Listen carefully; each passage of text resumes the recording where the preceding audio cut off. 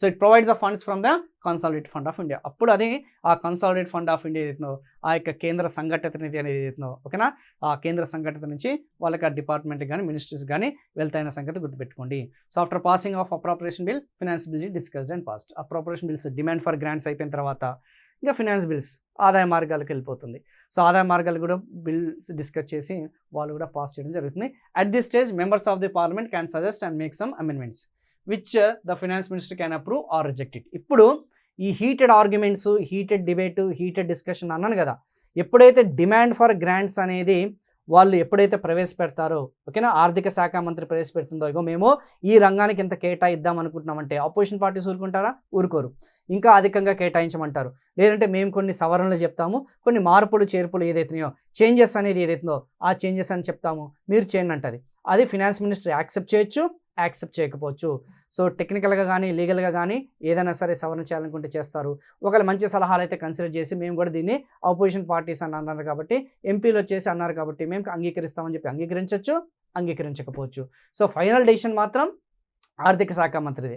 చేసిన తర్వాత appropriation బిల్గా convert చేసి వాళ్ళు యాక్సెప్ట్ చేస్తారు, రిజెక్ట్ చేస్తారు. ఇక్కడ మనకి కట్ మోషన్స్ ఇంట్రడ్యూస్ చేస్తారు. కట్ మోషన్స్ అంటే తెలుసు కదా, టోకెన్ కట్ అని చెప్పేసి గుర్తొచ్చిందా లేదా? ఎస్, టోకెన్ కట్స్ అని చెప్పేసి 3 రకాల ఆ యొక్క కట్స్ మోషన్స్ అని చెప్పేసి అంటాం. ఆ కట్ మోషన్స్ అన్ని కూడా ఇక్కడే మనం ఇంట్రడ్యూస్ చేసేది. మీరు పాలిటీలో చదివే ఉంటారు, కొంచెం దాన్ని డీటెయిల్గా మీరు చూసుకోండి. దీని తర్వాత కట్ మోషన్స్ చదువుకోండి, మీకు ఆటోమేటిక్గా అర్థమైపోతుంది ఓకేనా. సో డిమాండ్ ఫర్ గ్రాంట్స్లో మనకి కట్ మోషన్స్ అనేది ఉంటాయి, అది కొంచెం చూసుకోండి.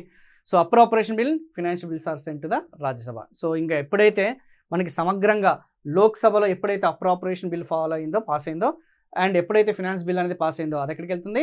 రాజ్యసభకి వెళ్తుంది. సో రాజ్యసభలో 14 days, మ్యాక్సిమం దీని ఎంతమా 14 రోజులు మాత్రమే. So the Rajya Sabha is required to send back the bills to the Lok Sabha within 14 days with or without amendment. సవరణ చేసినా సవరణ చేయకపోయినా కానీ నువ్వు 14 రోజుల్లో నువ్వు లోక్సభకు పంపించాలి.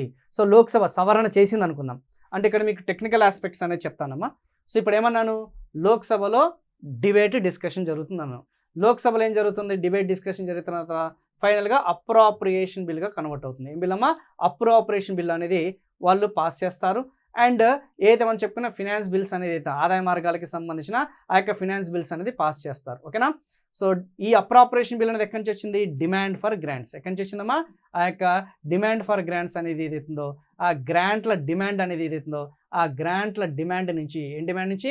ఆ యొక్క గ్రాంట్ల డిమాండ్ నుంచి టెక్నికల్ ఆస్పెక్ట్స్ అన్ని కూడా చూసుకుంటే అప్రాపరేషన్ బిల్ అంటే కన్సాలిడేటెడ్ ఫండ్ నుంచి నువ్వు నిధులు అనేది నీకు రావాలి, రిలీజ్ అవ్వాలి అంటే నీకు అప్రాపరేషన్ బిల్తోనే వాళ్ళు రిలీజ్ చేస్తారన్న సంగతి గుర్తుపెట్టుకోండి by the RBI, reserve bank of India. So Lok Sabha నుంచి ఎక్కడికి వెళ్తుందమ్మా? రాజ్యసభకి వెళ్తుంది. So Rajya Sabha with changes or without changes, వాళ్ళు సవరణ చేసిన సవరణ చేయకపోయినా కానీ 14 రోజుల లోపల, ఎన్ని రోజుల లోపల? 14 days లోపల, within 14 days once again they have to send it to where? With changes, with amendments. Changes అంటే విత్ అమెండ్మెంట్స్ అనేది ఏదైతుందో, అమెండ్మెంట్స్ అనేది బిల్లులు ఏదైతే అమెండ్మెంట్స్ చేసినా అండ్ వితౌట్ అమెండ్మెంట్స్ అనేది చేసినా కానీ, మార్పులు చేసినా కానీ మళ్ళీ రాజ్యసభ నుంచి ఎక్కడికి వెళ్తుంది? లోక్సభ.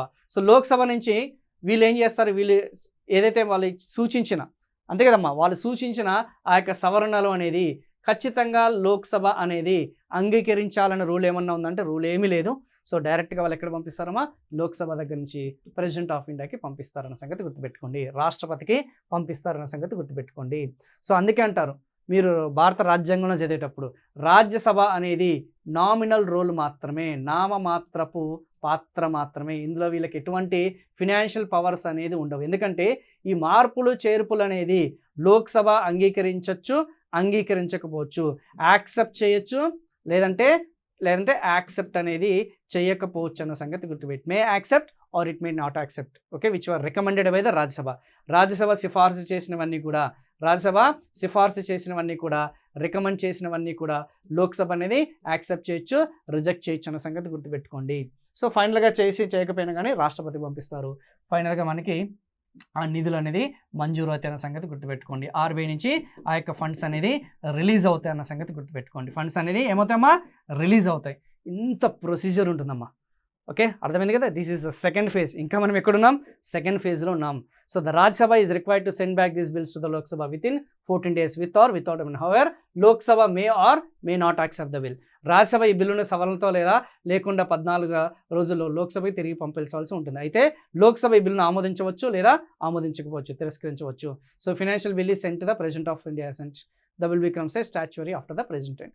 సో రాష్ట్రపతి ఆమోద ముద్ర తర్వాత, ప్రెసిడెంట్ యొక్క అసెంట్ అయిన తర్వాత అది బిల్లు కాస్త చట్టంగా మారుతుంది. So the president doesn't have the power to reject the bill. మీకు తెలుసు అనుకోండి కదా, ఈ మనీ బిల్స్ అనేది ఏదైతుందో, ఆ యొక్క ద్రవ్య బిల్లులు అనేది ఏదైతుందో, సో ఆ యొక్క రాష్ట్రపతికి తిరస్కరించే అధికారం లేదు. ద్రవ్య బిల్లులు, ఫినాన్షియల్ బిల్స్ అనేది ఏదైతుందో, ఆర్థిక బిల్లులు, మీకు ఆల్రెడీ ఏ బిల్లులు తిరస్కరించవచ్చు, ఏ బిల్లులు ముందు రాష్ట్రపతి పూర్వ అనుమతి తీసుకోవాలి అనేది మీకు కొంచెం అవగాహన ఉందమ్మా. అది రాజ్యాంగానికి సంబంధించింది, పాలిటిక్కి సంబంధించింది. దానికి నేను వాటి జోలికి వెళ్ళదలుచుకోలేదు. జనరల్గా మనం ఎకానమీ పాయింట్ ఆఫ్ వ్యూ నేను వెళ్ళదలుచుకున్నాను. ఆ యొక్క ప్రొసీజర్ అనేది, ప్రాసెస్ అనేది ఏ విధంగా ఉంటుంది. నెక్స్ట్ కమింగ్ టు ద అమలు. ఇది థర్డ్ స్టేజ్. థర్డ్ స్టేజ్ ఏదమ్మా, ఆ యొక్క ఎగ్జిక్యూషన్ అనేది ఏ విధంగా ఉంటుంది, బడ్జెట్కి సంబంధించిన అమలు.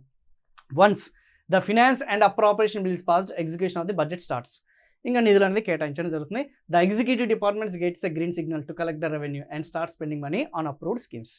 సో ఎప్పుడైతే ఇంకా ఆర్బీఐ ఎప్పుడైతే ఫినాన్స్ బిల్ ఆమోదం వచ్చిందో, ఆ కన్సర్న్డ్ డిపార్ట్మెంట్స్కి వాళ్ళకి లీగల్గా, ఓకేనమ్మా, చట్టబద్ధంగా వాళ్ళకి రైట్స్, హక్కులను వచ్చాయిగో, నువ్వు పలానా పన్నుదారుల దగ్గర నుంచి నువ్వు ఇంత ట్యాక్స్ కలెక్ట్ చేయి, పలానా జిఎస్టీలు చేంజెస్ వచ్చాయి, నువ్వు ట్యాక్స్ కలెక్ట్ చేయి అని చెప్పేసి ఆ యొక్క అధికారం అనేది ఆ డిపార్ట్మెంట్స్కి, ఎగ్జిక్యూటివ్స్కి ఇస్తారన్న సంగతి గుర్తుపెట్టుకోండి. దాన్ని నువ్వు ఎక్కడ ఖర్చు చేయాలి?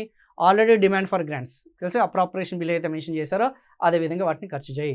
So various ministries are authorize to draw the necessary amounts and spending. అలా వివిధ మంత్రిత్వ శాఖలు అనేది ఆ డిమాండ్ ఫర్ గ్రాంట్స్ అనేది ఏదైతుందో అవసరం మొత్తాలను డ్రా చేసుకోవడానికి, వాటిని ఖర్చు చేయడానికి అధికారం అనేది కలిగి ఉంటుంది. ఒక్కసారి ఖర్చు చేసిన తర్వాత, వ్యయం చేసిన తర్వాత అది ఎక్కడికి వెళ్తుందమ్మా? ఫినాన్షియల్ ఎండింగ్ అయిన తర్వాత కాగ్. చెప్పే కదా, the accounts of the various ministries are prepared as per the let down procedures in this regard. So these accounts are audited by the CAG and CAG auditor general of India. So ఫైనల్గా దాన్ని CAG అనేది auditing చేస్తుంది. వీళ్ళు surplus ఏమన్నా corruption ఏమైనా పాల్పడ్డారా, ఓవర్గా estimation ఏమైనా చేశారా, నిజంగా అంత ఖర్చు అయిందా, ప్రభుత్వ పథకాలు అనేది ట్రాన్స్పరెంట్గా అకౌంటబుల్గా జరిగాయా లేదా అని చెప్పేసి ఫైనల్గా కాగ్ నివేదిక అనేది ఇవ్వడం జరుగుతుందన్న సంగతి గుర్తుపెట్టుకోండి. So this is the second part. ఇదేం పార్ట్ అమ్మా? బడ్జెట్కి సంబంధించిన ప్రాసెస్ అనేది ఫినిష్ అవ్వడం జరిగింది. So this is the second part. And third part అనేది మనం కంటిన్యూ చేద్దాం. And before going to continue the third part, Indian budget, Indian economic survey, completely free in our